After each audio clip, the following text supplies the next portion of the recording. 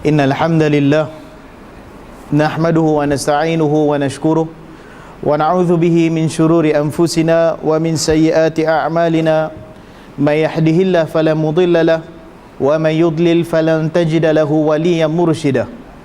Ashhadu an la ilaha illallah wahdahu la syarika lah wa ashhadu anna Muhammadan abduhu wa rasuluh la nabiyya ba'da. Rabbi shrah li sadri wa yassir li amri wahlul 'uqdatam min lisani yafqahu qawli, amma ba'd. Alhamdulillah, ini merupakan kali pertama saya datang ke masjid ni dan menggantikan Sahibul Sabahah Datuk Mufti kita, kerana beliau sibuk dengan tugasan rasmi. Dan insya-Allah kita akan tengok pada malam ni sempena bulan kemerdekaan ni. Saya pun baru perasan guru, sahabat dan pengarah jaib kita ada di belakang sana. Dr. Azman kita, saya baru perasan duduk depan ni. Jadi insya-Allah kita akan melihat apa yang dimaksudkan dengan kemerdekaan di dalam Islam. Apa yang dimaksudkan dengan kebebasan di dalam Islam. Adakah Islam ni agama yang meraihkan kebebasan? Kalau kita sebut perkataan Islam meraihkan kebebasan, maka jawapan dia agak relatif, ataupun jawapan dia tak ada satu jawapan mutlak yang kita kata ya, Islam meraihkan kebebasan. Kalau dia meraihkan kebebasan secara mutlak, sampai ke tahap mana diraihkan kebebasannya? Dan kalau kita sebutkan berkenaan Islam ni tidak memberikan kebebasan kepada penganutnya, sampai takat mana sahaja yang dia tak beri kebebasan kepada penganut dia. Jadi dua perkara, imbangan di antara kebebasan dan juga kekangan ini perkara yang kita nak lihat. Apakah yang dimaksudkan dengan Islam membawakan kebebasan kepada penganutnya? Malahan tetapi dalam masa yang sama Nabi SAW ada menyebut bahawa dunia ini adalah penjara bagi orang mukmin. Dan penjara ni dia punya, apa yang kita dapat faham daripada penjara, dia bukan bebas sepenuhnya lah. Malahan dia sangat-sangat terikat dengan segala jenis peraturan, undang-undang dan sebagainya.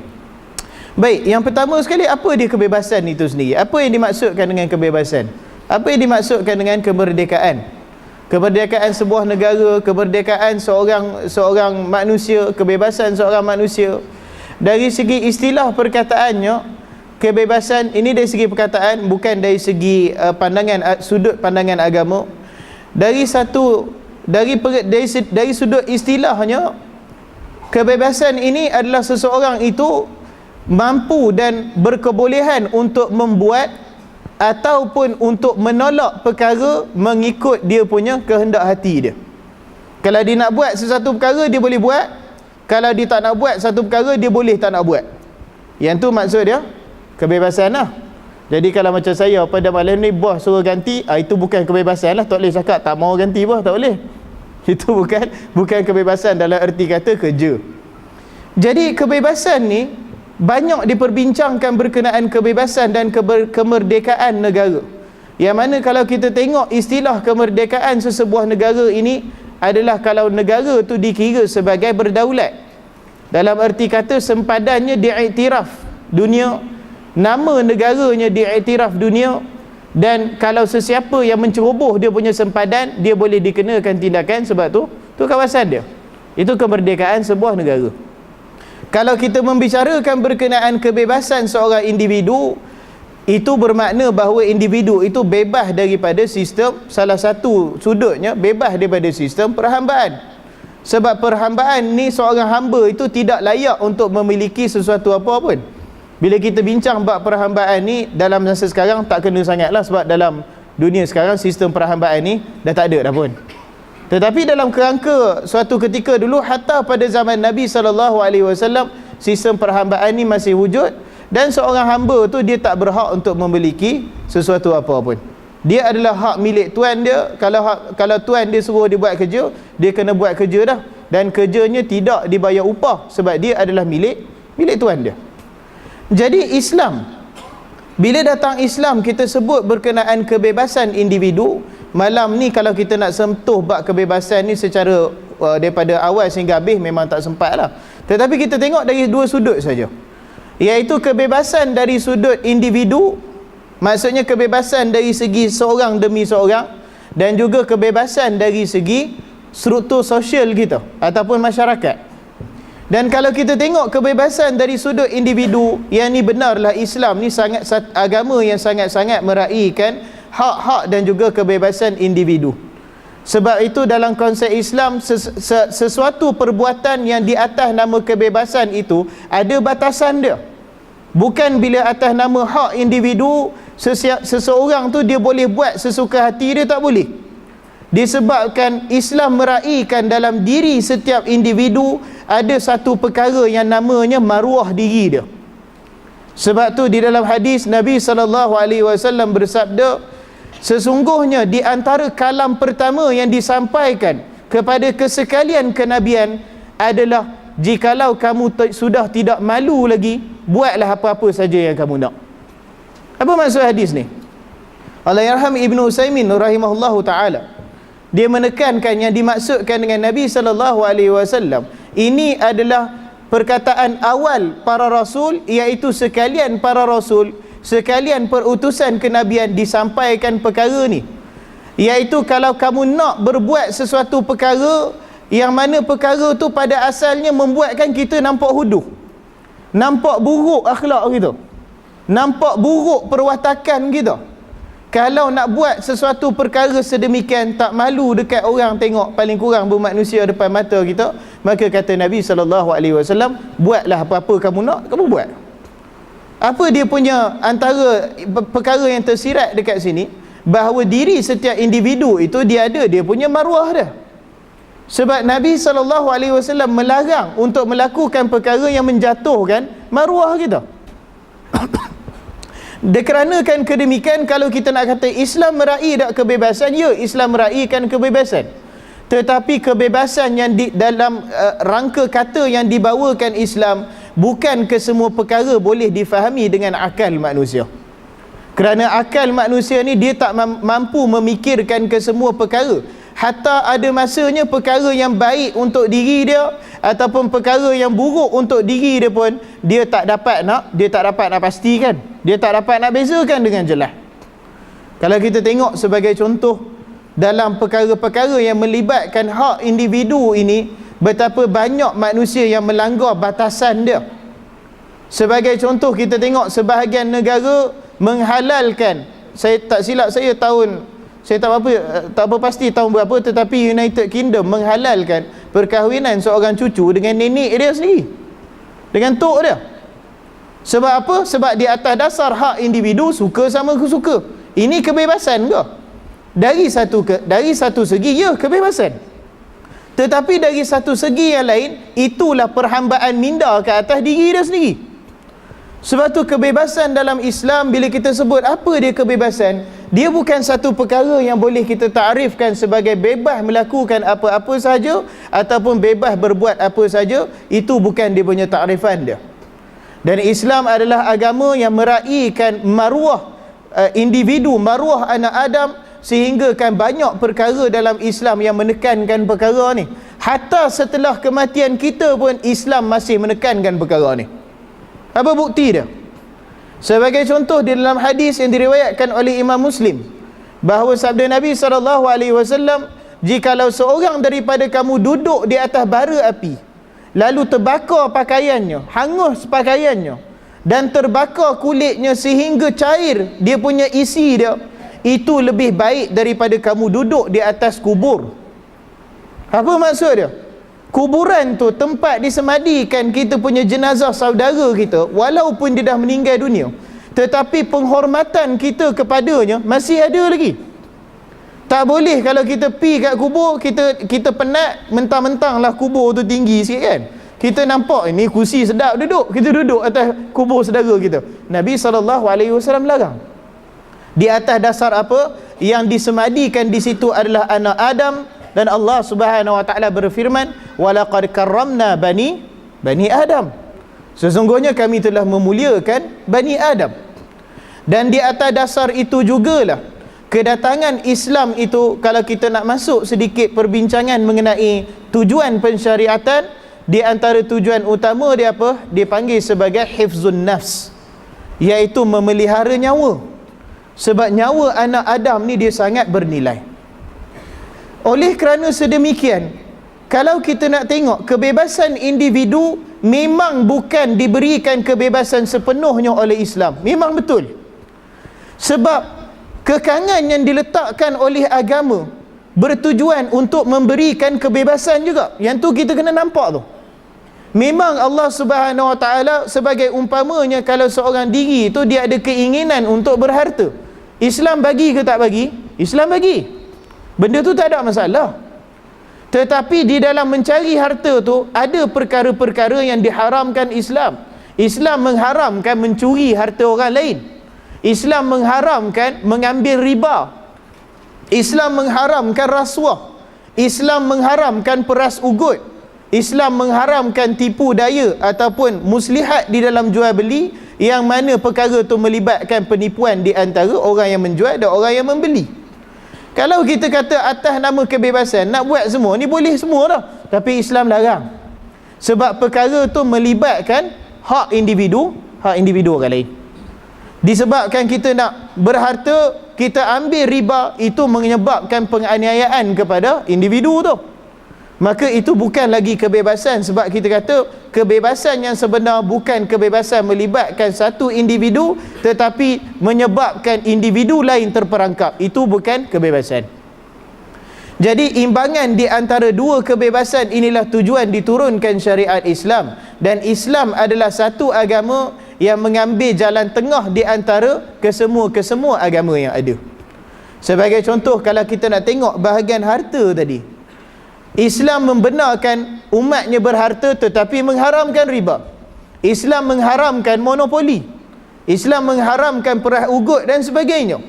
Dalam masa yang sama, kalau kita tengok perkara yang ekstrim ke kanan, ada sebahagian tamadun dan sebagainya, dia membenarkan monopoli. Siapa yang kuat, dia boleh monopoli habis lah. Sebagaimana sekitar tahun 1890-an dulu, kalau di dunia ni penguasaan minyak dikuasai oleh John D. Rockefeller dulu. Dia kuasai minyak sehingga dalam negara Amerika Syarikat tu, yang kuasai minyak memang dia seorang saja. Cuba bayangkan, satu negara yang besar, siapa yang kuasai? Dia seorang saja, tak ada pesaing. Islam larang perkara ni. Dalam masa yang sama, ada juga yang dalam dia punya penekanan berkenaan harta ni terlampau ekstrim sangat, sehingga dia menekankan bahawa setiap individu, setiap penganutnya tidak boleh memiliki harta. Seperti agama Buddha, harta tak boleh. Kalau sami dia tu memang tak boleh berharta lah. Memang pakai, orang kata apa, dia punya pakaian sami dia, hatta sampai ke tahap kadang-kadang kasut pun tak ada, jalan kaki ayam saja. Yang ni pun ekstrim sangat. Tetapi Islam mengambil jalan tengah, boleh memiliki harta, tetapi dalam pada masa yang sama, hak-hak individu lain itu perlu juga diperhatikan. Namun kalau kita nak tengok konsep kebebasan Islam ni yang sebenarnya, tujuan sebenar datangnya Islam itu bukan yang pertamanya untuk membawakan kebebasan yang hakiki di dunia ini. Ini berbalik kepada hadis yang kita bacakan di awal tadi, yang mana sabda Nabi SAW, dunia ini adalah penjara bagi mukmin dan syurga bagi kafir. Adapun akhirat kelak itu adalah syurga bagi mukmin dan juga adalah neraka bagi kafir. Apa maksud dekat sini? Kebebasan sebenar yang dibawakan Islam, tujuan kedatangan Islam ini adalah untuk memberikan kita kebebasan daripada api neraka. Itu yang pertamanya. Sebab kebebasan neraka ni yang sebenarnya. Kehidupan ni bukan kehidupan sebenar. Kalau kita nak tengok dari sudut pandang sama ada seseorang itu nampak kehidupan ni destinasi akhir dia, ataupun dia tengok akhirat itu sebagai destinasi akhir dia, maka istilah kebebasan tu dia akan jadi berbeza. Kalau orang yang nampak dunia ni destinasi akhir dia tak dapat terima kalau ada beberapa dalam dunia ni yang dia tak mampu nak buat, yang dia tak boleh nak buat. Dia tak boleh terima, macam mana aku nak menjadi seorang jutawan dalam dunia ni kalau dalam Islam tidak dibenarkan riba. Sebab riba ni cara paling cepat nak jadi jutawan, riba. Kalau kita ada duit yang sangat besar, satu bekalan yang sangat besar, kita berikan pinjaman dan pulangan pinjaman tu kita kenakan kadar, bahasa sekarang dia nak bagi nampak elok, faedah lah. Tapi yang sebenarnya apa dia? Riba lah.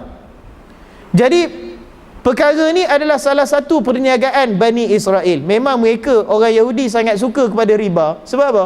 Sebab riba tu keuntungan dia sangat-sangat cepat. Ambil riba. Maka bila kita tekankan perkara ni, Islam melarang kita mengambil riba, dan dalam masa yang sama pembebasan di dunia ini Islam tak beri kebebasan sedemikian. Kalau orang nampak itulah kebebasan dunia, bermakna dia mencapai cita-cita dia, maka susah dia nak lepaskan cita-cita dia. Dia nak pandang aku ni nak kaya raya tapi tak boleh nak ambil riba. Macam mana aku nak kaya raya? Masalah ke dia?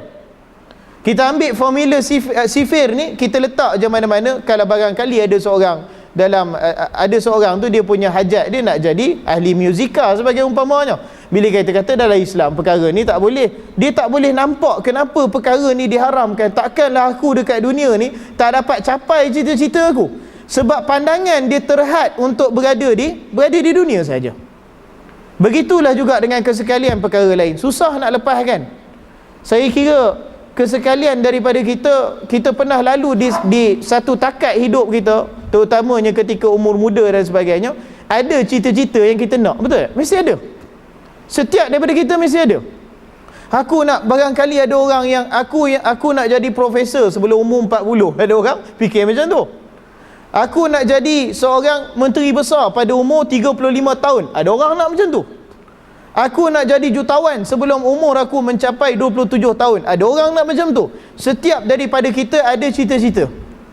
Apabila cita-cita tu kita pandang dalam kerangka itulah destinasi akhir kita, maka dari segi kebebasan tu kita gunalah apa cara pun, janji kita dapat perkara tu. Dan perkara ni diharamkan Islam. Kalau kita sebut diharamkan pun, barangkali kita tak nampak akhirnya lagi. Sebab kita fikir, Ustaz, kalau diharamkan macam mana nak capai? Takkan Islam tak bagi kita capai cita-cita kita? Tak. Perkara yang sebenar yang dibawakan Islam, kehidupan kita dekat dunia ini bukan destinasi, ini bukan destinasi akhir kita. Itu yang Islam tekankan. Kalau orang yang nampak dia punya ganjaran yang hakikatnya di akhirat kelak, mendapat ganjaran syurga, maka dunia ni mudah untuk dia lepaskan. Ini maksud Nabi SAW apabila datang harta bayaran jizyah yang banyak kepada para sahabat radhiyallahu anhum. Dan apabila para sahabat sedang membahagi-bahagikan harta tersebut, Nabi SAW pandang dan dia kata kepada para sahabat, sesungguhnya aku tidak khawatir jikalau Allah Subhanahu Wa Taala meletakkan kamu dalam keadaan kefakiran. Yang tu aku tak risau. Tetapi yang aku khawatir adalah apabila Allah Subhanahu Wa Taala memperluaskan nikmatnya kepada kamu, membentangkan rahmatnya kepada kamu, kamu mula berlomba-lomba ke arahnya, dan kamu akan hancur sebagaimana umat terdahulu sebelum kamu hancur. Sebab apa? Berlomba-lomba nak kejar kekayaan, berlomba-lomba nak kejar ganjaran keduniaan. Begitu juga dalam satu hadis yang lain, menarik hadis ni. Nabi SAW, saya selalu ceritakan hadis ni di kuliah-kuliah. Nabi SAW satu ketika dia melukis satu garisan di atas tanah. Lalu dia berkata kepada para sahabat radhiyallahu anhum, dia kata garisan ni dilukis, ini adalah garisan ajal manusia, yang mana yang dia akan lalui ataupun yang dia telah lalui. Dan kemudian dilukis satu lagi garisan di bawah. Garisan tu sama panjang dengan garisan ajal, tetapi garisan tersebut putus-putus, tak bersambung. Dan dia kata kepada para sahabat radhiyallahu anhum, garisan yang putus-putus ini adalah ujian yang akan dilalui oleh manusia. Lepas berakhir satu ujian, tenang sekejap, lalu ujian lain.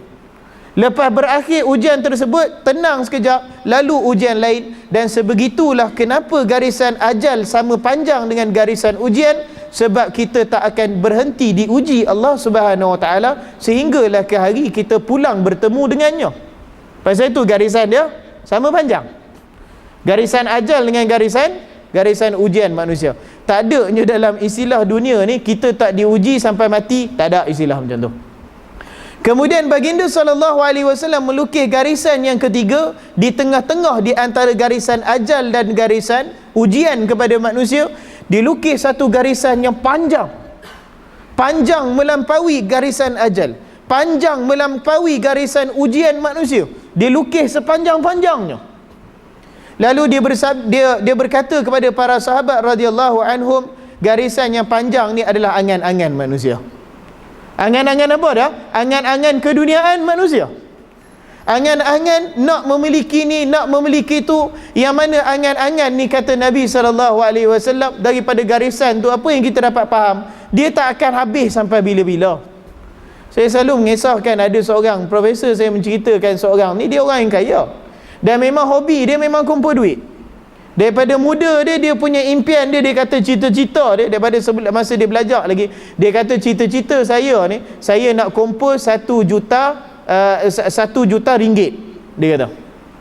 Kemudian bila dia dah dapat 1 juta ringgit, dia tukar pula, cita-cita saya nak mengumpulkan 2 juta ringgit. Dah sampai 2 juta, cita-cita dia apa? Tuan-tuan mesti boleh teka kot. Saya nak kumpul 3 juta ringgit, tak habis. Sehingga akhir umur tua dia, umur dia dah masuk lebih kurang 70 tahun. Saya punya profesor ni cerita, satu hari dia pergi melawat kawan ni, kawan dia, dia tengok rumah kawan ni dhaif sangat-sangat, tak padan dengan ketika tu dia dah kumpul dalam bank dia 7 juta dalam bank, tak padan. Lalu dia tanya dekat isteri kawan dia kata pasal apa? Dia kata bukan suami kamu kaya ke sampai 7 juta kot, kata. Dia duk cerita kat orang dia ada 7 juta. Isteri dia kata apa? Dia kata dia ni memang dia ada 7 juta, tapi dia punya hobi dia tu bukan dia cari 7 juta untuk guna. Dia cari 7 juta sebab dia suka bila dia pergi cocok ke ATM, dia nampak banyak kosong, tu je. Dan setiap malam bila dia baring dekat katil dia akan pejam mata, dia letak tangan dia ke belakang, dia akan pejam mata, dia akan kira, aku ada 1 juta, 2 juta, 3 juta, sampai 7 juta, aku ada 7 juta dalam bank. Sampai situ kan. Itu yang maksud Nabi SAW. Angan-angan tu dia tak akan habis. Tapi untuk orang yang memandang akhirat tu tempat destinasi akhir dia, maka mudah untuk dunia ni, dia nak melepaskan mudah. Sebab tu kata Nabi SAW, menarik hadisnya bahawa Umar Al-Khattab masuk ke kamar Nabi SAW. Lalu dia nampak baginda bangun daripada tidur dia. Dia nampak bahawa Nabi ni dia baring di atas tikar, orang kata apa? Tikar tempat dia baring tidur tu. Sehingga ketika baginda Rasulullah SAW bangun untuk sambut Umar, dia nampak belakang badan Nabi berbelang merah. Dan Nabi kita SAW ni dia putih melepak. Jadi bila merah tu, memang nampak merah sungguh lah. Lalu menangis Umar Al-Khattab tengok. Lalu Nabi SAW bertanya, ya Umar, kenapa engkau menangis? Lalu kata Umar Al-Khattab, dia kata, ya Rasulullah, aku melihat pembesar-pembesar Rom tidur beralaskan sutera, dia kata. Ini pembesar Rom.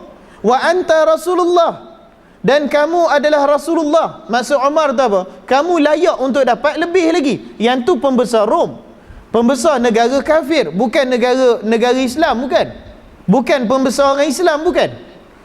Jadi maksud Umar tu nak kata kamu lebih layak nak dapat yang lebih lagi. Nabi SAW dia sebut kenyataan dia, ya Umar, kamu tak mahukah kalau dunia ini kepunyaan mereka dan akhirat nanti kepunyaan kita. Dan dia sebut Umar dalam hadis lain, Umar, jadilah kamu hidup di dunia ini persis sebagai seorang yang hendak melintas jalan. Apa maksud dia? Kalau jalan kita kat depan ni kan, daripada kita keluar jalan masjid ni, kita nak lintas ke jalan seberang, dia ambil sejam ke 2 jam?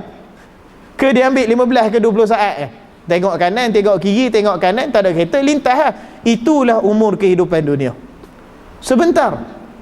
Dan kata Nabi SAW, perumpamaan aku di dunia ini tidak lain seperti seorang musafir yang sedang berperjalanan, lalu musafir tersebut berhenti di bawah sebatang pokok untuk nak berlindung, nak berehat sekejap. Apabila hilang penatnya, dia pun menyambung perjalanannya semula. Sebegitulah kehidupan dunia. Dalam hadis yang lain riwayat Imam Al-Bukhari, Nabi SAW menyebut, pernah tak seorang daripada kamu celupkan jari dia ke dalam lautan dan kemudian angkat balik jari dia? Sahabat kata pernah. Apa yang terjadi adalah bila kita celup dalam laut, kita angkat daripada, kita pergi ke Kuala Perlis buat eksperimen, kita celup jari kita dalam laut tu, angkat, ada beberapa 1-2 titik air yang menitik daripada jari kita. Kata Nabi SAW, itulah umur dunia nak berbanding dengan umur akhirat. Sekejap saja. Kalau orang yang nampak pembebasan yang mutlak di dalam agama adalah kebebasan daripada api neraka, maka dia nampak tak mengapalah dekat dunia ni sekejap ada sedikit kekangan. Itu pun bukan banyak sangat pun. Lebih banyak perkara yang halal dihalalkan Allah Subhanahu Wa Taala berbanding dengan perkara yang diharamkan Allah Subhanahu Wa Taala. Ada pun pembebasan yang kedua, ini pembebasan yang kadang-kala kita terlepas pandang. Yang pertama tadi, pembebasan Islam apa dia? Membebaskan seseorang daripada azab api neraka. Yang tu kita jelas. Tapi ada pembebasan yang kedua yang ada masanya kita terlepas pandang, iaitu Islam datang melalui kalamullah, melalui Al-Quranul Karim, dan juga melalui sunnah baginda SAW untuk membebaskan manusia daripada limitasi mindanya sendiri. Dia nak membebaskan manusia daripada ketidakmampuan akal fikiran kita. Sebagaimana Al-Imam As-Sam'ani pernah menyebut dalam satu kata-kata yang cantik. Dia kata sesungguhnya akal tak mampu merungkaikan kesemua perkara. Tak mampu. Jikalau akal mampu merungkai segala perkara, maka sesungguhnya manusia tidak lagi memerlukan kepada nubuwah, tidak lagi memerlukan kepada perutusan kenabian, tidak memerlukan kepada Nabi Muhammad SAW. Dan kalau kita tengok akal ni ada tak limitasi dia? Ya. Limitasi akal manusia lah yang kembali membendung jiwa manusia tu sendiri. Kalau kita nak tengok dalam bahasa mudahnya, di antara perkara yang antara perkara yang saya suka buat kalau ada masa lapang, selain daripada pembacaan dalam bidang Al-Quran dan Sunnah, ada masanya saya suka juga menjengah kepada agama lain. Sebab apa suka nak menjengah pada agama lain? Bukan nak ikut tak, tetapi kita nak tengok dari segi macam mana manusia menggunakan akal 100% untuk nak merungkai perkara gaib. Dia jadi lawak kat situ, dia jadi ada unsur humor dekat situ. Kalau kita tengok kepada tamadun Yunan sebagai umpamanya, dia nak memperjelaskan, dia nak merungkai bagaimana wujudnya dunia ini. Dia mewujudkan mitos yang banyak, dia mewujudkan nama-nama Tuhan yang banyak. Dia menceritakan bahawa daripada ketiadaan timbul seorang dewi yang bernama dia Urinom nama dia. Urinom ni dia adalah seorang Tuhan perempuan, dia kata. Jadi Tuhan ni duduk joget keliling dunia kita ni, maka terbentuklah laut, terbentuklah gunung ganang, terbentuklah angin dan sebagainya. Daripada tarian dia wujud lagi seekor ular yang sangat besar yang lilit badan dia. Dan ular ni bertelur, daripada telur itulah lahirnya bulan, bintang dan juga matahari. Saya suka tengok kisah macam ni sebab bagaimana manusia nak merungkai perkara gaib menggunakan apa? Menggunakan akal. Ini yang jadi dah. Kalau kita tengok kepada bagaimana yang nak diterangkan oleh dalam agama pagan Cina dahulu, dia menerangkan bahawa langit ini adalah satu entiti yang hidup. Dia cuba nak rungkaikan. Kalau kita tengok kepada agama Hindu, lagilah pula Tuhan agama Hindu ada 30 juta Tuhan, lagi hebat. Sebab apa? Ini semua apa dia tuan-tuan? Ini semua manusia nak cuba merungkaikan perkara gaib daripada mana kita datang.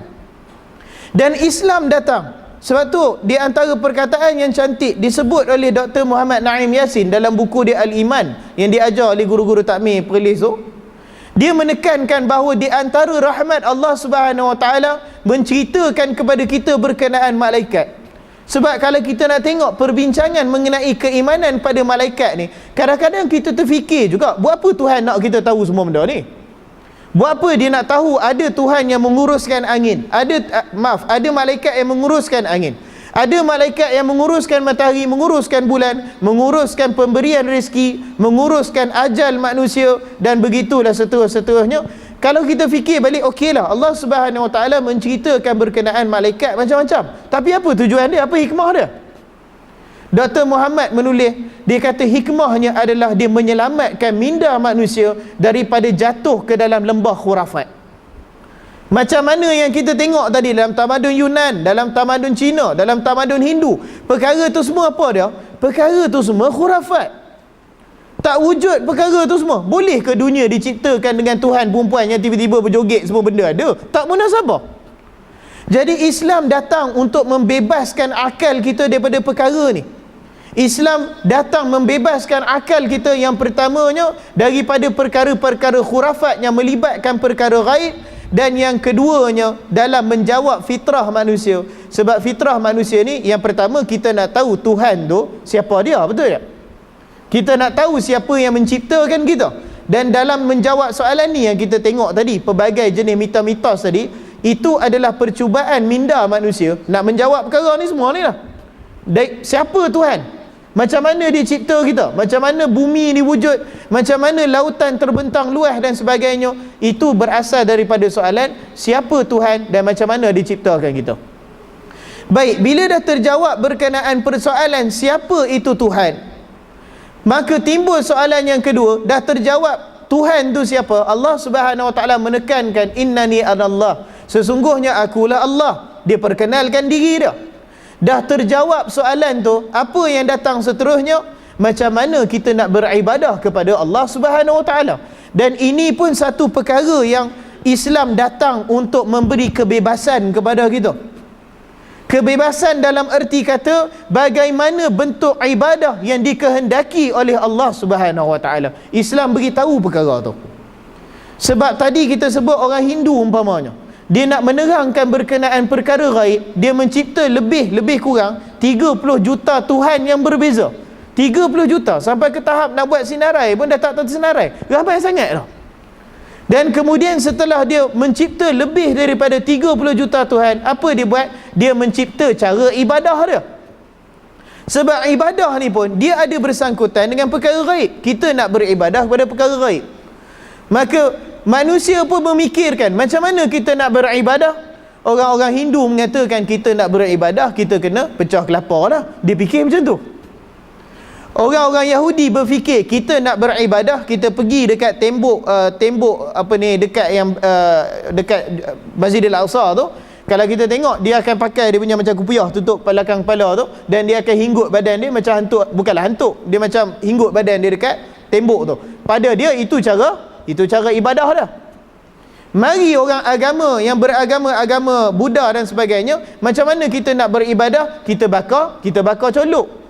Ini semua persoalan minda manusia. Macam mana nak menjawab soalan kita nak beribadah macam mana kepada Allah Subhanahu Wa Taala? Maka disebabkan sedemikianlah rahmat Islam dalam membebaskan kita daripada kejahilan kita. Yang pertamanya, Allah Subhanahu Wa Taala menceritakan kepada kita apa dia 6 perkara gaib yang wajib kita imani secara asasnya. Dan itulah dia rukun iman yang berenam. Allah Subhanahu Wa Taala menceritakan berkenaan diri dia. Dia memperkenalkan diri dia sebagai Allah. Dia memperkenalkan selain daripada panggilannya Allah, dia ada 99 nama-nama yang lain. Di samping 99 nama-nama yang baik, dia juga mempunyai pelbagai sifat yang disebut di dalam Al-Quran dan disebut dalam hadis-hadis yang sahih. Maka daripada situ rahmat Allah Subhanahu Wa Taala, tuan-tuan dan puan-puan, kita kenal Tuhan kita siapa secara tepat, bukan secara agakan, bukan secara rekaan, bukan secara meraba-raba di dalam gelap, tak, tetapi secara tepat kita boleh sebut dengan yakin, la ilaha illallah, tiada Tuhan yang selayaknya disembah melainkan Allah. Rahmat kepada kita. Sebab kalau bergantung pada kita nama Allah tu, kita tak tahu nak cari mana, betul? Itu rahmat Allah Subhanahu Wa Taala. Kemudian Allah ceritakan kepada kita di dalam perkara-perkara aneh yang terjadi dalam dunia ni, bagaimana terbitnya matahari, bagaimana tenggelamnya bulan, ada malaikat-malaikat yang menguruskannya. Maka kita terselamat daripada khurafat. Dan Allah Subhanahu Wa Taala menceritakan bahawa sebelum daripada kita telah diutuskan umat-umat terdahulu. Kita tahu cerita ni, kita tak perlu nak meneka dengan minda kita lagi dah. Sebab tu rukun iman selalu orang sebut nikmat yang pertama dalam dunia ni adalah iman. Kita selalu dengar orang cakap tu kan, nikmat yang pertama adalah iman. Tapi saya cakap terang-terang lah kat tuan-tuan dan puan-puan, saya pertama kali saya dengar nikmat yang paling utama adalah iman, saya tak faham tuan-tuan. Tapi sebab guru cakap, takkan nak kata tak faham, kata betul macam tu lah. Tapi sebenarnya apa yang dimaksudkan dengan nikmat iman ni? Apa yang dimaksudkan dengan nikmat iman? Itulah dia nikmat iman. Nikmat iman adalah perkara-perkara yang pada asalnya kita tak tahu, tetapi dengan kedatangan Al-Quran dan Sunnah, dia beritahukan berkenaan perkara-perkara tersebut secara tepat, secara khusus, sehingga kita tak perlu nak meneka-neka, kita tak perlu nak meraba-raba dalam gelap lagi dah. Kita tahu secara khusus. Sedemikian juga dengan cara beribadah. Cara beribadah pun kita tak perlu nak meneka-neka lagi dah. Setelah Allah Subhanahu Wa Taala memperkenalkan diri dia bahawa dia adalah Allah, tiada Tuhan yang selayaknya disembah melainkan Allah, dalam masa yang sama dengan rahmatnya, Allah Subhanahu Wa Taala menurunkan kepada kita, memberitahukan kepada kita bagaimana cara ibadah yang dikehendaki oleh Allah Subhanahu Wa Taala. Di atas dasar itulah tuan-tuan dan puan-puan, kalau kita tengok, kalau kita faham perkara ni, di atas dasar itulah pegangan akidah dan juga pegangan ibadah Islam tidak boleh tidak mesti melalui Al-Quran dan Sunnah Nabi SAW yang sahih. Mesti. Sebab apa mesti? Sebab sebagaimana kita sebut tadi, akal bukan boleh faham perkara ni. Kalau akal faham perkara ni, kita tak memerlukan kepada nubuah lagi dah. Tapi akal tak faham perkara ni. Allah Subhanahu Wa Taala minta daripada kita solat tu 5 waktu sehari, dia punya rakaat dia 2, 4, 4, 3, 4. Alhamdulillah kita semua dibesarkan dalam Islam, kita tak pernah tanya kenapa 2, 4, 4, 3, 4. Apa munasabahnya dia punya bilangan dia 2, 4, 4, 3, 4? Perkara sebegini boleh tak kita terima? Kita terima dia punya bilangan dia 2, 4, 4, 3, 4, sebab sebegitulah yang diminta oleh Allah Subhanahu Wa Taala melalui Nabi SAW. Dia minta sedemikian, kita pun sami'na wa ata'na. Maka sedemikianlah keseluruhan konsep ibadah di dalam Islam, mesti melalui Al-Quran, mesti melalui hadis-hadis Nabi SAW yang sahih.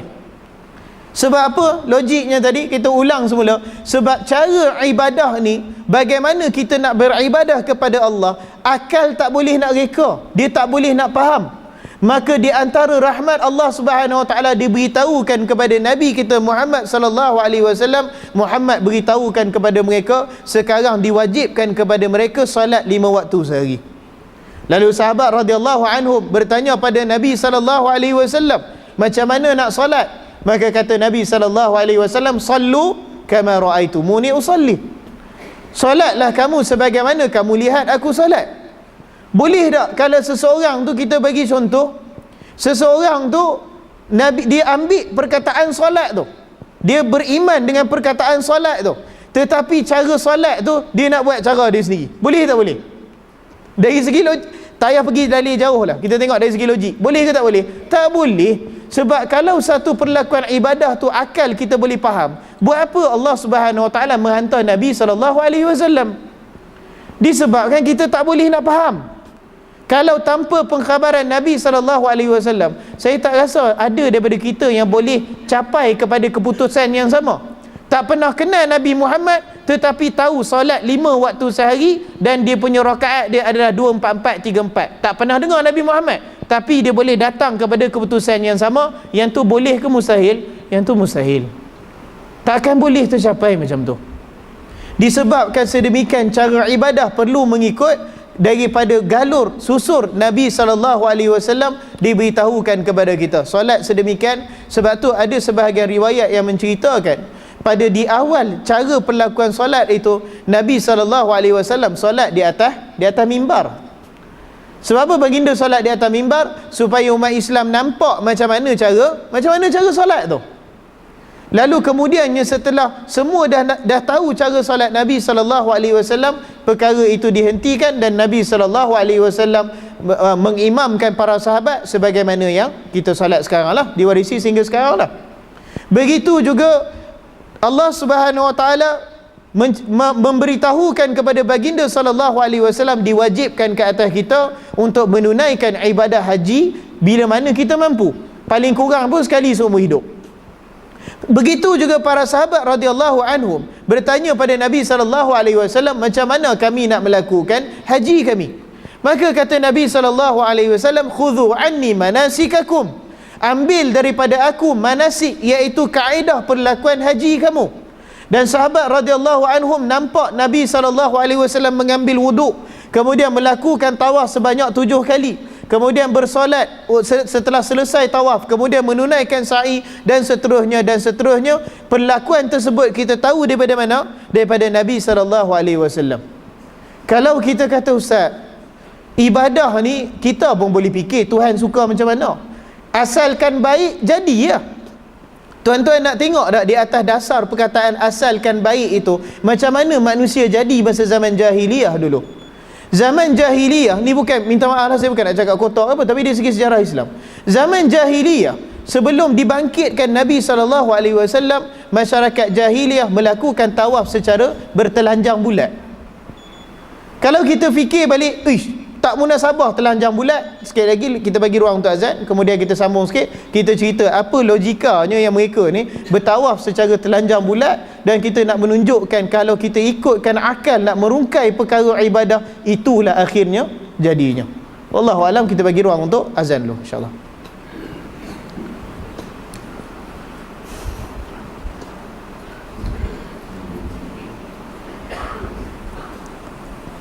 Allahu Akbar, Allahu Akbar, Allahu Akbar, Allahu Akbar. Asyhadu an la ilaha illallah,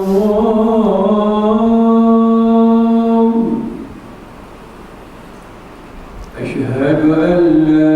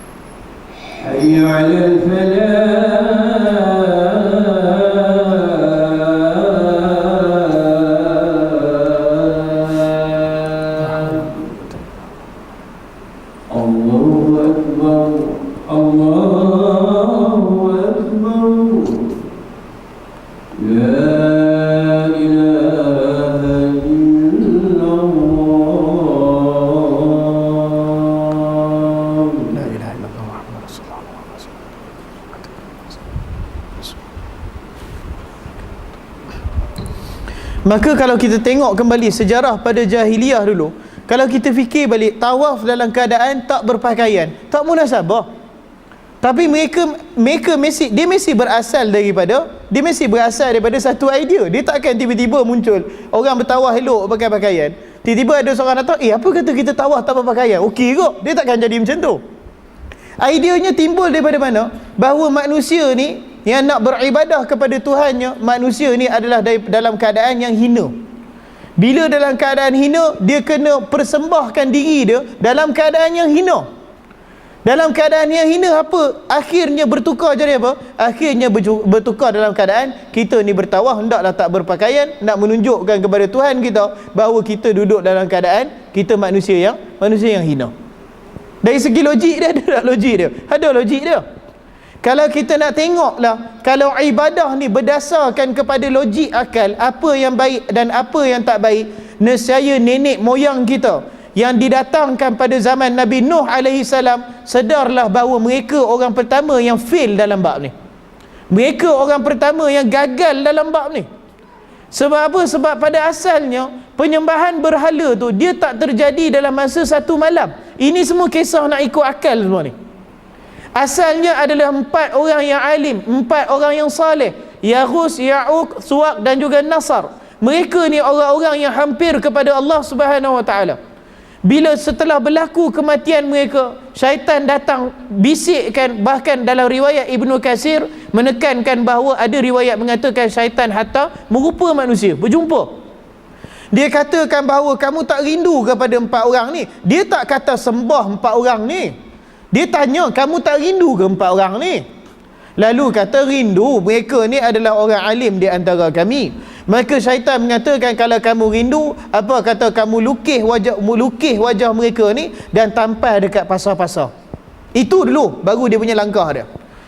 Mereka kata, betul juga. Dia tak datang dalam pukulan pertama. Dia kata, mereka ni orang alim, mereka ni sebenarnya Tuhan, sembahlah mereka. Dia tak sebut macam tu. Dia sebut, kamu rindu tak? Ya, kami rindu. Maka lukis muka mereka, tampal di pasar-pasar. Maka mereka pun buat. Bila mereka pun buat, syaitan bisikkan, dia kata, setelah beberapa generasi dia bisikkan, dia kata, tengok orang-orang alim yang ditampal di pasar-pasar ni, mereka ni orang yang hampir kepada Allah Subhanahu wa taala. Buat apa tengok je? Kalau kamu minta melalui, bukan minta kat mereka, dia kata, kita ni adalah orang yang banyak berdosa. Kalau kita minta dekat Allah, kita tak akan dapat secara terus. Ini semua kes pakai akal ni.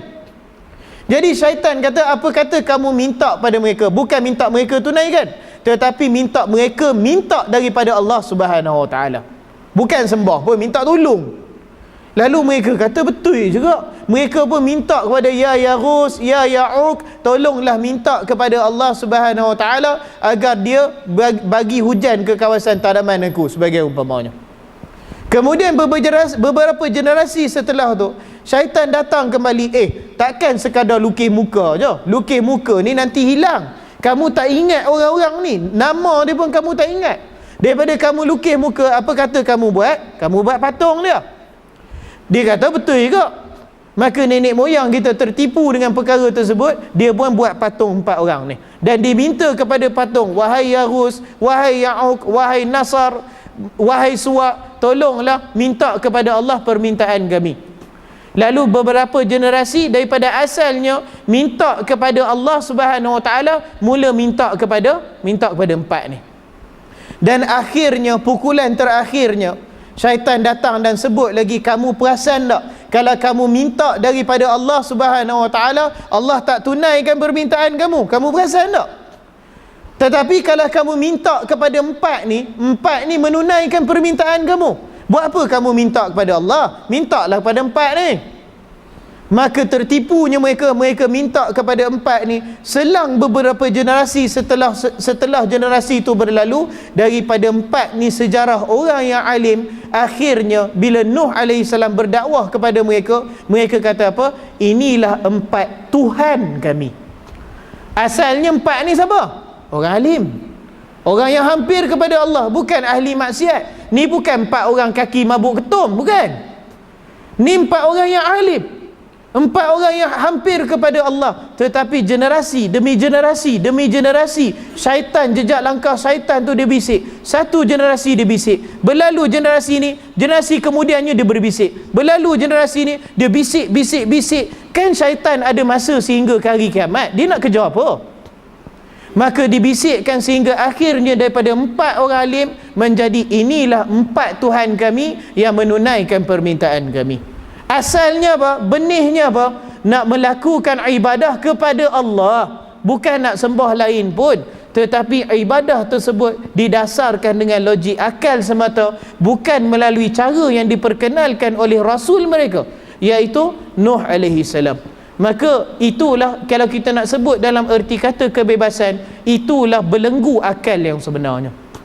Dan Islam datang menceritakan bab ibadah kepada kita untuk membebaskan akal kita daripada najis syirik kepada Allah Subhanahu wa taala, dan agar kita menyembah Allah bertepatan dengan sunnah Nabi SAW. Itulah kebebasan di dunia, dan di dalam kekangan di dunia itulah balasan kebebasannya Allah Subhanahu wa taala bakal ganjari di syurga kelak.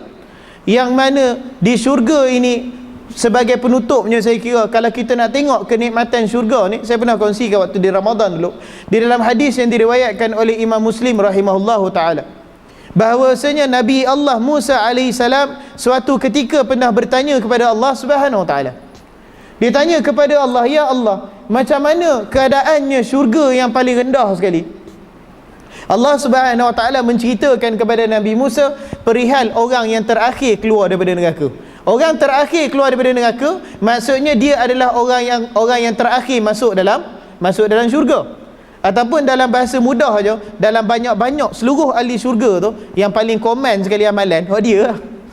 Lepas dia tu dah tak ada dah orang yang keluar daripada neraka, semuanya kekal dalam neraka. Itulah orang yang terakhir masuk syurga, dan itulah orang yang mendapat nikmat yang paling ringan dekat syurga. Lalu Allah Subhanahu Wa Taala menceritakan kepada Nabi Musa alaihissalam. Dia kata orang ni, kita cerita bahasa kita lah, kawan ni bila dia sampai dekat syurga, dia tengok syurga dah penuh. Sebab apa syurga dah penuh? Ialah sebab semua orang dah masuk syurga. Semua orang yang ditentukan masuk syurga dah masuk syurga. Dia seorang tak masuk syurga. Jadi dia kata kepada Allah Subhanahu Wa Taala, ya Allah, syurga dah penuh. Adakah engkau nak mempermainkan aku? Wa anta arhamur rahimin. Dan engkau adalah Tuhan yang paling maha pengasih sekali. Maka Nabi SAW, kata Ibnu Mas'ud, bila dia dengar bila Nabi sebut perkara ni, baru hamba tu sebut, engkau nak permainkan aku, engkau nak prank aku ke, bahasa budak kita sekarang kan, kau nak permainkan aku je. Nabi SAW gelak sampai nampak dia punya geraham dia, maknanya mulut dia terbuka sungguh, dia geli hati sungguh. Lalu Allah Subhanahu Wa Taala berfirman kepada kawan ni tadi, ni kita kena ingat, ni nikmat syurga mana ni tuan-tuan? Nikmat syurga yang paling rendah. Orang yang dapat nikmat yang paling sikit kawan ni ya. Allah Subhanahu Wa Taala berkata, kamu tak aku berikan kepada kamu nikmat sebagaimana aku berikan kepada seorang raja di dunia dulu. Sebahagian syarah hadis menyebut raja ni siapa? Ya Allah Subhanahu Wa Taala maksudkan Nabi Sulaiman alaihi salam. Dan kerajaan Nabi Sulaiman ni bukan, Allahu Akbar, dia sehingga riwayatnya kata dia turun daripada dia punya takhta dia tak pijak tanah, angin bawa dia pergi jalan. Sampai ketara tu lah dia punya hebatnya dia punya kerajaan dia. Maka Allah Subhanahu Wa Taala kata, mau tak kamu kalau aku berikan di syurga ini kerajaan, kenikmatan seperti aku pernah berikan kepada seorang raja, iaitu Nabi Sulaiman AS. Lalu hamba ni kata, raditu ya Allah, aku redha. Kalau bagi, jangankan satu, bagi 1/4 kat kita pun redha dah. Allah Subhanahu Wa Taala kata, aku bagi seperti tu, nak tak? Dia kata, raditu ya Rabbi, aku redha wahai Tuhanku. Kemudian Allah Subhanahu Wa Taala kata, mau tak kamu aku berikan sekali ganda, maknanya 2 kali ganda. Dia kata, aku redha ya Allah. Lalu Allah kata, mau tak aku beri 3 kali ganda? Dia kata, aku redha ya Allah. Allah Subhanahu Wa Taala tambah lagi sampai 4 kali, sampai 5 kali. Dia kata, raditu ya Rabbi, raditu ya Rabbi, raditu ya Rabbi. 5 kali lebih besar daripada kerajaan Nabi Sulaiman AS. Sedangkan tadi asalnya syurga dah penuh dah. 5 kali raditu ya Rabbi. Ini orang yang dapat nikmat paling sikit dalam syurga, paling sikit. Dan kemudian Allah Subhanahu Wa Taala kata, maukah kamu kalau aku gandakan kenikmatan ini cukup 10 kali ganda daripada yang pernah aku berikan kepada raja di dunia dulu? Lalu dia kata, raditu ya Rabbi. Maka kata Allah Subhanahu Wa Taala, itulah orang yang mendapat nikmat paling sikit di syurga. Allahu Akbar. Lalu kemudiannya Nabi Musa AS bertanya kepada Allah, ya Allah, itu syurga paling rendah, syurga paling tinggi macam mana? Allah Subhanahu Wa Taala kata, aku sediakan di syurga yang tertinggi nikmat yang tak pernah dilihat oleh mana-mana mata, tak pernah didengar oleh mana-mana telinga, dan tak mampu difikirkan oleh mana-mana akal. Sampai ke tara tu. Maksudnya apa? Kalau Allah Subhanahu Wa Taala nak cerita pada kita pun tak guna, kita tak boleh nak faham, pasal kenikmatan dia melebihi apa yang kita boleh faham. Itu menunjukkan bahawa kenikmatan syurga ini banyak. Macam mana nak dapat perkara ni tuan-tuan dan puan-puan? Mudah saja. Yang pertama, tujukan segala ibadah kita hanya kepada Allah Subhanahu Wa Taala. Dan yang keduanya, ibadah kita taatlah kepada tata cara ibadah Nabi SAW, kerana itulah kebebasan yang mutlak, iaitu kebebasan daripada kejahilan minda kita, dan daripada kebebasan di dunia ini melalui syariat Islam. Allah Subhanahu Wa Taala akan ganjari kita dengan kebebasan di syurga kelak. Wallahu taala alam. Saya kira sampai situ saja perkongsian kita pada malam ni. Saya kira boleh buka soalan sikit kot, sebab kalau soalan lagi payah lagi saya suka. Esok saya beritahu kat bos, bos ada orang tanya, saya tadi jawab semalam. Mudah macam tu, wallahu alam. Ada apa soalan? Ya tuan. Maaf? Cetak? Cakap? Okey, bercakap ya.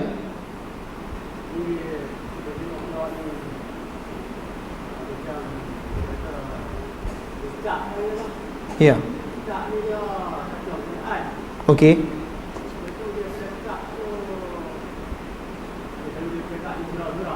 Ya.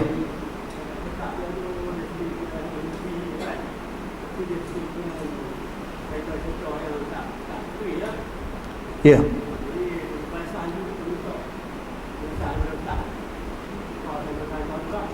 Okey. Dia cerita-cerita tu dia bekerja kerajaan, dia berceramah di masjid. Oh, dalam ceramah cerita tu, cerita maksudnya cerita yang tak benar berkenaan riwayat keagamaan ke ataupun cerita tak benar? Cerita kehidupan kita. Ya. Ya. Ya. Ya. Cerita-cerita tu cerita tak benar lah. Itu bukan satu perkara yang kita kata nak kata boleh, memang saya tak boleh nak kata boleh lah. Nabi SAW bersabda dalam hadis Imam Muslim, ada 3 perkara yang diredai Allah ke atas kamu dan 3 perkara yang tidak diredai Allah ke atas kamu. Di antara 3 perkara ni apa dia? Salah satu dia qila wa qal. Qila wa qal ni maksud dia, kamu dengar cakap-cakap kabar angin, kamu dengar berita-berita tapi kamu tak tahu berita tu daripada mana, kamu tak tahu berita tu sahih ke tak, wa qal, tetapi kamu tetap menyampaikan berita tersebut. Jadi itu di antara larangan Nabi SAW. Itu bukan di antara perkara yang boleh buat lah. Sebab tu lah orang kata apa, konsep dalam Islam ni, kalau berita berkenaan perkara yang kita tak pasti kesahihan dia, maka adabnya adalah kita tawakuf, kita berdiam diri lah sehingga perkara tu dipastikan kebenarannya. Dan apa ni, perkara ni saya kira kalau dalam kita tengok dalam metode, dalam kaedah-kaedah penjagaan hadis pada zaman salaf dulu, mereka memang berpegang dengan perkara ni. Kalau ada berita-berita buruk berkenaan orang apa dan sebagainya, kalau mereka tak tengok sendiri ataupun tak disampaikan melalui pengkritik hadis yang dipercayai, mereka tak percayalah sehingga mereka tengok sendiri. Kalau memang mereka boleh merantau sampai seminggu, sampai sebulan, pi cari guru ni, tengok ya ke tak yang orang cakap ni. Kalau tak lah, kalau ya lah, tetapi dia punya kepastian tu sampai ke tahap macam tu sekali lah. Jadi kepastian ni adalah terutamanya zaman sekarang ni, zaman fitnah, dengan kita ada media sosial kan. Petang tadi pun baru ada orang telefon talian hukum di Jawatan Mufti, saya yang jawabnya tadi. Begitu juga tanya berkenaan kabar-kabar angin di internet. Jadi dia kata, adakah elok, adalah kabar angin mengatakan sebahagian restoran ni buat sekian. Saya kata dalam internet ni daripada 10 perkara, 9 perkara tak boleh percaya. 1 perkara je ada mungkin benar lah. Jadi dalam Islam ni kalau perkara tu tak dapat dipastikan lagi, maka dia kekal pada hukum asal dia. Tak bolehlah berdasarkan kepada kabar angin mengatakan sekian, maka kita pun kata secara pasti restoran ni haram umpamanya. Sedangkan perkara tu kita tak pasti. Wallahu alam. Jadi itu di antara pesanan Nabi yang Allah Subhanahu Wa Taala larang, tak redha daripada kita adalah qila wa qal. Kita tak tahu perkara tu sumber mana, sahih ke tak, tetapi kita menyampaikan perkara tu. Wallahu alam. Harap menjawab soalan tu. Ya. Ada soalan lain? Ya tuan, silakan. Assalamualaikum warahmatullahi wabarakatuh. Ya.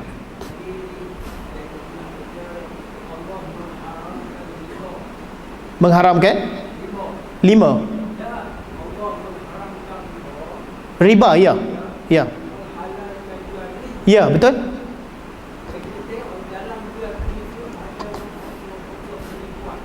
Ada unsur-unsur penipuan, khida'ah. Ya. Hilah lah, ya. Macam mana kita nak mengelak daripada perkara penipuan? Ya. Ya. Ya. Ya. Macam mana? Baik. Macam mana kita nak mengelakkan perkara penipuan? Kita tak berjual beli dengan dia, tu cara yang terbaik ya. Kalau kita dah tahu memang dia selalu penipuan ni, bukan saya kata semua, tetapi selalu penipuan ni kalau dalam dunia kita sekarang ni, saya tak kata mana-mana institusi, cuma orang kata apa, secara umum lah kan. Yang pertama bank, yang kedua insurans. Betul tak? Dia mesti ada unsur penipuan dia. Kalau bank ni, unsur penipuan dia selalunya dia ada dia punya cas-cas tersembunyi dia. Barangkali dia kata pinjaman ni berapa ni, lepas tu dia ada cas-cas tersembunyi dia. Dan yang keduanya, kalau orang kata apa, insurans lagi lah pula. Waktu kita nak ambil tu sikit, lalah bila ambil nak claim balik, oh yang ni tak cover. Biasalah perkara tu. Jadi perkara ni macam mana kita nak tahu helah? Yang pertamanya, kalau kita nak berurusan dengan mana-mana bank, adalah elok kalau kita tanya kepada bahagian-bahagian yang tahu. Itu satu. Tanya bahagian-bahagian yang tahu, ataupun orang-orang yang mengetahui, orang-orang yang mahir dalam bidang ni. Sebagai contohnya, salah satu daripada ahli jawatankuasa fatwa kita, Dr. Zahruddin Abdul Rahman. Dr. Zahruddin pakar ekonomi Islam, dan saya pun banyak ambil dia punya pandangan. Dia memang cantik lah. Dia di antara orang yang boleh diminta nasihat. Kata doktor, saya nak buat sekian, apa nasihat doktor, dia boleh nasihatkan. Yang tu pertama.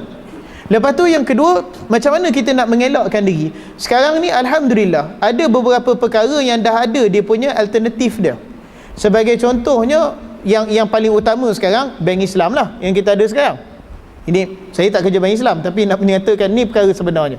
Jadi dekat sini, dekat bank Islam ni, memang dia punya setakat ni, dia punya pinjaman kereta ke rumah ke, setakat ni insya-Allah dia bebas daripada unsur riba, dia bebas daripada unsur helah, penipuan tu lah. Sebab cara jual beli dia pun setakat ni mematuhi syariah, Alhamdulillah. Sebagai contohnya, kalau macam kereta, kalau kita beli kereta pinjaman konvensional, sebagai umpamanya, kita beli kereta dalam erti kata kita pinjam duit daripada bank, kan? Lepas tu kita guna duit yang dipinjam tu, kita beli kereta, dan kemudian kita bayar secara bulan-bulan kepada bank. Dan pihak bank akan ambil dia punya riba dia lah, dia akan ambil dia punya faedah lah. Ini pinjaman konvensional.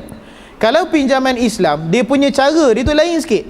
Cara dia adalah, dia tak akan menetapkan yang tu adalah pinjaman. Sebab tu kalau kita pergi bank Islam, memang dia punya tu, dia tak ada istilah dalam perjanjian, dia tak akan tulis pinjaman. Dia lebih kepada konsep bank tolong belikan kereta kepada kita. Dia belikan kereta tu milik siapa? Milik bank. Dia beli kereta, katalah kereta tu harga RM50,000. Bank beli kereta tu. Kereta tu hak milik siapa? Kereta tu hak milik bank. Kemudian bank menjualkan balik kepada kita dengan harga contohnya RM55,000 sebagai contohnya. Maka kat situ boleh tak? Yang kat situ boleh. Sebab situ bukan riba. Situ dia dah beli dulu barang tu dan dijual dengan harga mahal, yang mahal sikit sebab dia nak dapatkan keuntungan dia. Maka ni dia antara contoh, banyak lagi lah contoh-contohnya. Tetapi yang pertamanya, nasihat saya, tanya pada mereka yang pakar. Di Jabatan Mufti pun kita ada lebih kurang 2 orang yang boleh menjawab dalam soalan-soalan sebegini. Daripada Jabatan Agama pun insya-Allah Tuan Pengarah kita pun boleh tunjuk pada tempat yang betul. Dan yang keduanya, cuba pergi ke tempat-tempat alternatif ni dululah, seperti bank Islam. Kalau bank-bank konvensional lain pun, paling kurang pun kita ambil yang Islamik itulah. Sekarang kan ada CIMB Islamik, Maybank Islamik dan sebagainya. Kita cuba yang tu dulu. Itu lebih selamatlah insya-Allah. Wallahu a'lam. Harap menjawab soalan. Ya. Ada soalan lagi?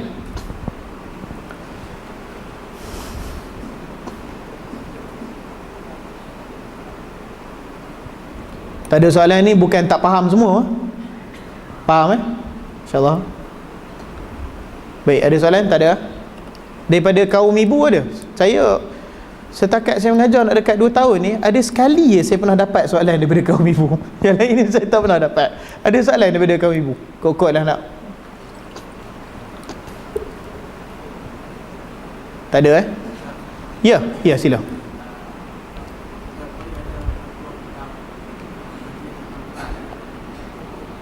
Pelih fatwa berkenaan majlis khatam Quran. Wallahu alam, setakat yang saya tahu, saya tak terjumpa lagi. Tapi tak boleh nak kata ada ke tak ada. Nanti esok telefon ke ni, esok telefon balik ke pejabat 9764445, minta bercakap dengan saya sembah balik. Saya tak apa pasti.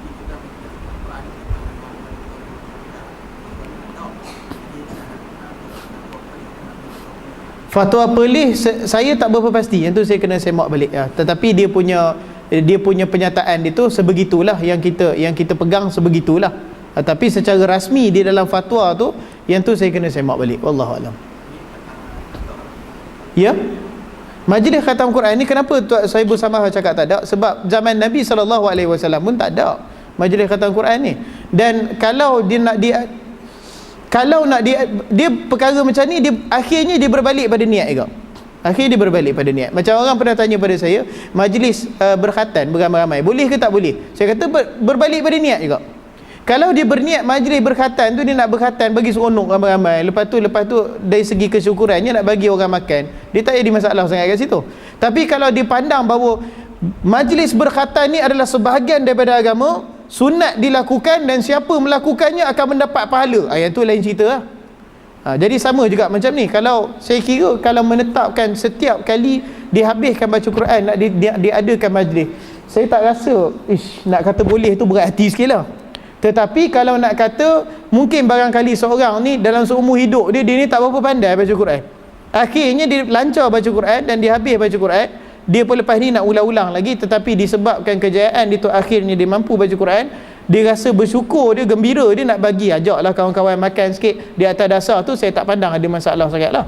Tetapi nak menetapkan setiap kali kita khatam Quran, anak-anak kita khatam Quran, kita kena buat majlis khatam Quran, dan majlis khatam Quran ni sebahagian daripada agama, ada bacaan tetap dalam tu, ada zikir tetap dalam tu, dan dia mendapat pahala kalau buat, yang tu masalah. Nampak tak? Ya? Dari segi hukum, saya tak berapa cenderung nak kata haram apa semua, itu bukan, wallahu alam, secara peribadinya saya bukan cara sedemikian lah. Sebab Al-Imam Malik rahimahullahu ta'ala pernah ditanya soalan yang sama. Dia kata, ya Imam, dia kata, ni haram ke halal? Tanya Imam Malik. Imam Malik kata, aku tak berapa cenderung untuk nak kata boleh. Dia sebut macam tu saja. Lalu orang kata, Imam, jawablah Imam, ni soalan ringan je. Lalu Al-Imam Malik rahimahullahu ta'ala dia kata apa? Tiada perkara yang ringan dalam agama, tak ada. Sebab Allah Subhanahu Wa Taala kata sesungguhnya Jibril menurunkan kepada Nabi SAW kalam yang berat. Allah Subhanahu Wa Taala kata. Jadi bila kalam yang berat, kata Imam Malik, tak ada perkara yang ringan. Tak ada perkara yang bila orang tanya kita boleh haram dalam satu hari 100 halal haram keluar. Susah nak buat macam tu. Dan sebegitulah kata Imam Malik rahimahullahu taala, memang aku tak berapa cenderung nak sebut sama ada halal ataupun haram, sebab Allah Subhanahu Wa Taala berfirman dalam Quran, adakah perkara yang kamu sebut ini boleh, itu tak boleh, itu adalah daripada Allah, ataupun itu adalah pembohongan yang kamu lakukan terhadap Allah Subhanahu Wa Taala. Maka sedemikian, kalau tuan tanya saya hukum dia apa, bid'ah ke haram ke, saya tak cenderung nak sebut. Tetapi yang paling jauh saya boleh sebut, itu bukan sebahagian daripada sunnah Nabi SAW, dan banyak lagi sunnah yang sahih yang boleh kita lakukan, banyak lagi, wallah banyak lagi. Jadi sehingga kita, sebagaimana kata salah seorang guru saya tu, Allahyarham Syekh Muhammad Abdul Qadir Mandili tu, dia kata sehingga kita dah habis buat semua benda yang sahih, baru kita bincang benda yang dhaif. Itu pandangan saya macam tu lah. Dan saya sendiri pun setakat ni 30 lebih tak habis lagi buat benda yang sahih. Puasa 3 hari sebulan tu pun tak lekat setiap bulan lagi. Wallahu ta'ala alam. Ya.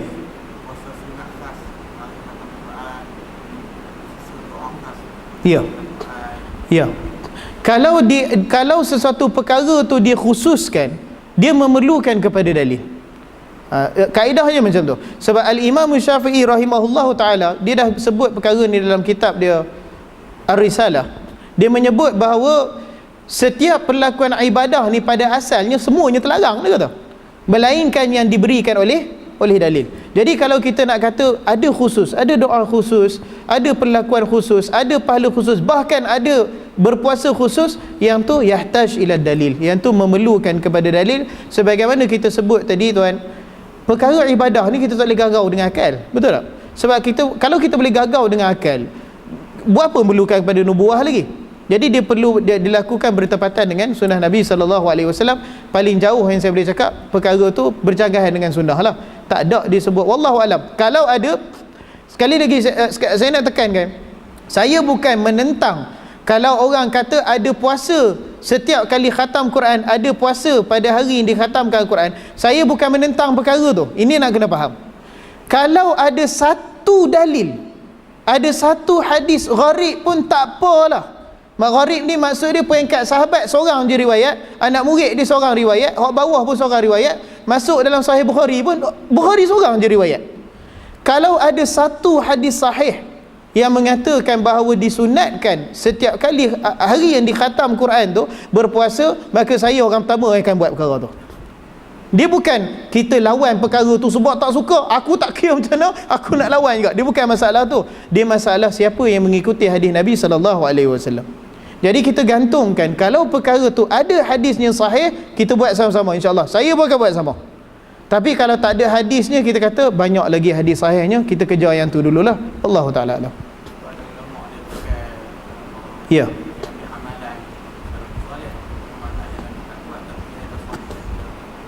Yang tu perlu ditengok dengan lebih mendalam lah, siapa amalan tersebut. Dan amalan dia di atas nama salafus salih tak bermakna kita boleh ambil terus kata betul, tak makna macam tu.